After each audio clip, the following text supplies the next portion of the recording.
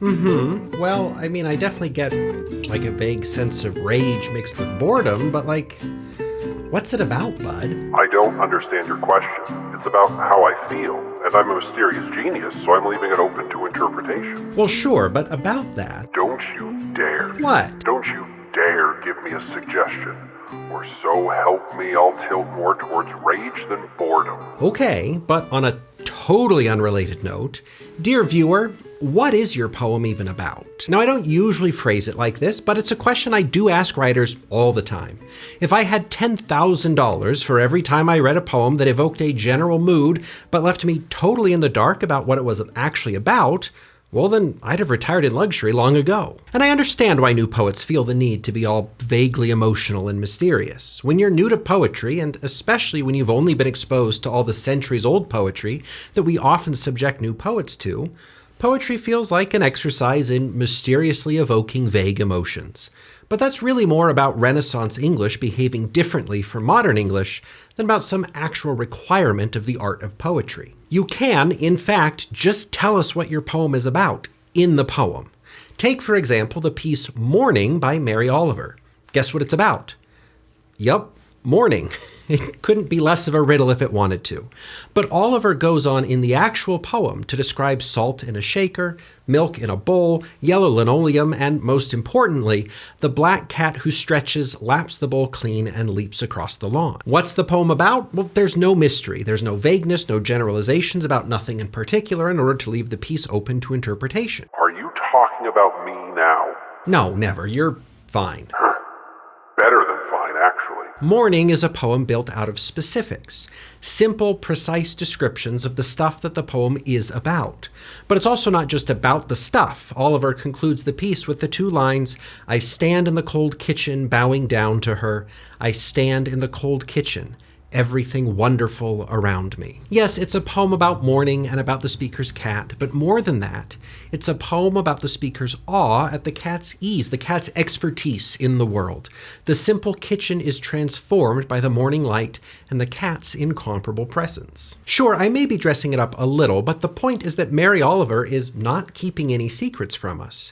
Hand this poem to anyone and ask them what the poem is about, and, well, actually, they might freeze up and worry it's a gotcha question. So first, reassure them that you're really just asking them about what the poem says, and they'll probably have no trouble saying that it's about mourning and a cat and Mary Oliver's amazement at all of it. Last time we talked about writing for readers. Poetry is meant to communicate, so a poem that goes out of its way to hide what it's about, or that tosses it out completely in the name of being open to interpretation, is a poem that fails to say anything to its readers.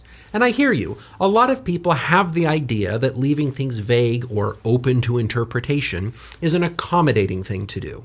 But it can actually be more frustrating than anything else. Let me show you what I mean. Imagine for a moment that Oliver's poem was actually written the way some new poets tend to write. Light streams in, she stretches, eats, and goes out into the world so perfectly and quietly.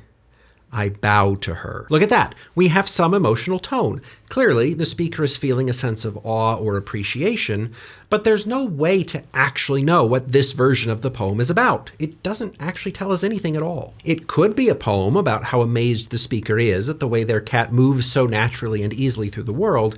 It could also be a poem about how amazed the speaker is at a woman who's off to her first day of work, though, too. And aren't those very different poems? If we don't know what a poem is actually about, then it's hard to grasp the intended feeling very accurately. Yes, my version does give us a sense of that emotion, but it's really a totally different emotion if the poem is about a cat versus about a woman going into town to work as an accountant. And that's because, as the rhetorical theorist Lloyd Bitzer put it, the experiential world presents to us many weighted or personal facts, which are what they are because our participation gives them a status and invests them with a value they would not otherwise enjoy. In other words, in our normal life, we find things meaningful as we experience them. You don't go outside and encounter awe. You go outside and encounter the sun rising over the mountain. So generally, it makes sense to be clear about the literal context of your poem. What are you writing about? Why are you writing about it? Why should your reader care about it? In order to make sure that your reader gets the message and gets it in the most meaningful way. And that kind of thing happens really clearly in Philip Larkin's poem, The Mower. in which he describes accidentally killing a hedgehog while mowing the lawn. "The mower stalled twice," he writes clearly, going on to describe his previous experience with the hedgehog. "I had seen it before, and even fed it once." There couldn't be clearer or more affecting context. The speaker had a hedgehog in their yard, knew about it, fed it, and then, totally unintentionally, did unfixable harm to it. In those first two stanzas, we get everything we need to know what the poem is really about. Then Larkin moves into showing us why it all matters. He ends the poem with, "We should be careful of each other. We should be kind while there is still time." Normally, ending your poem with an injunction to be nice to people would be one of the hokiest things in the world to do, frankly, and this poem would be a lost cause if that's all it gave us. But Larkin earns the ability to make that broad declaration through the specificity of the experience that he starts the poem with. And look at how much the literal context amplifies the emotional effect of the poem. If all it said was, "We should be nice to each other because we don't know how long we'll be here," you'd probably nod a little and then the poem would fade into the background noise of living. Just one more piece of advice that's obviously true and not that interesting.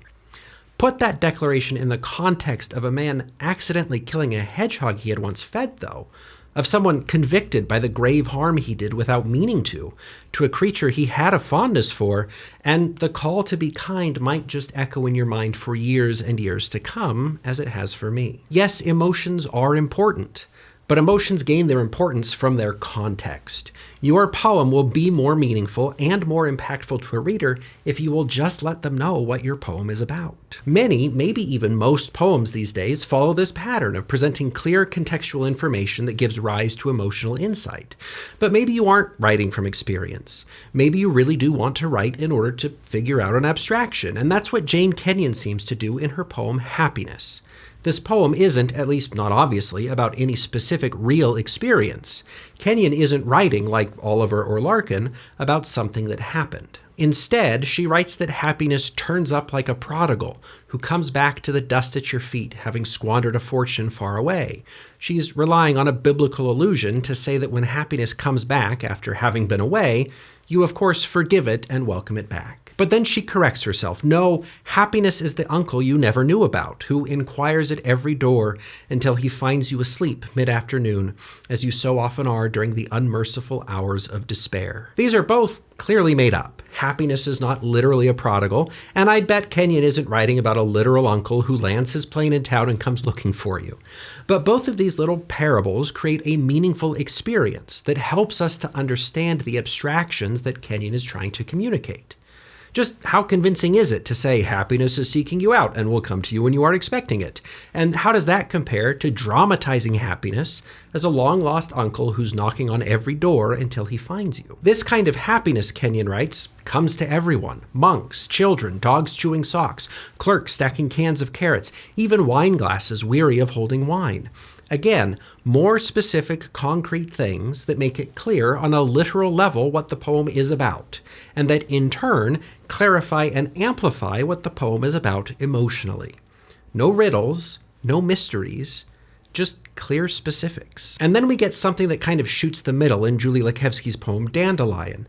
The poem opens by telling us that dandelions are insignificant, by telling us that the speaker's science teacher said that there are no monographs on the dandelion. The poem then transitions to talking about the speaker's home life, moms with Uzis of reproach, dads with their silencers. And it concludes with the speaker saying, "I wish I could grow like a dandelion and be carried on a breeze to the next yard." So here we get some literal information about dandelions, some literal information about the speaker's home life, and then those two threads combine with the speaker wishing to be able to float into another yard as easily as a dandelion seed is carried on a breeze. We don't get explicit descriptions of what the speaker's life is like in the same way we get explicit descriptions in the Oliver or Larkin pieces we looked at earlier. But Uzis of reproach and silencers metaphorically tell us enough that a reader would have a pretty good idea of what's going on at home. The dandelions are real, unlike the uncle in the Kenyon piece, but like that uncle, the dandelions serve as a means to make the abstract emotions more understandable. The speaker feels insignificant, overlooked, but internally strong, and the speaker longs to float elsewhere. The clarity of what Lakevsky says about dandelions magnifies the emotional effect of what she has to say about living in a difficult home situation. Now, this is about where I can imagine people getting ready to say something like, well, what about Ezra Pound? What about Wallace Stevens? What about T.S. Eliot or E.E. Cummings? Those poems are really difficult to read and understand.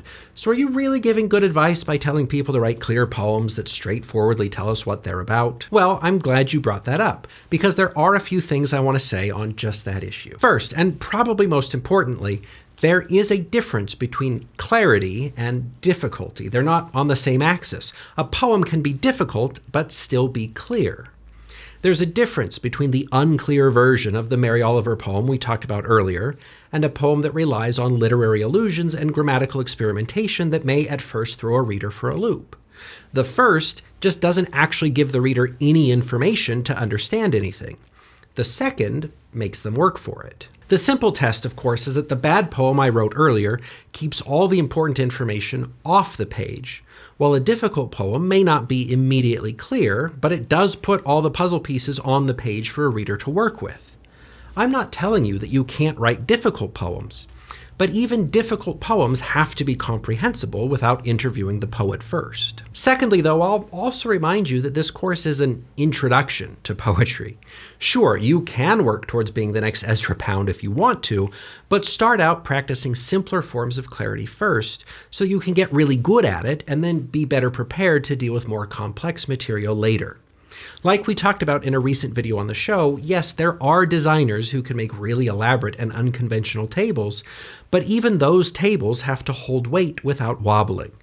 If you get really good at making solid wooden rectangles with 4 legs, you may find out that you're totally satisfied with that, but you'll also have a strong foundation of table making knowledge for then branching out into 3-legged end tables made of acrylic and concrete. Especially this early on in this course, I just don't think it's useful to overwhelm ourselves with the most ambitious possibilities.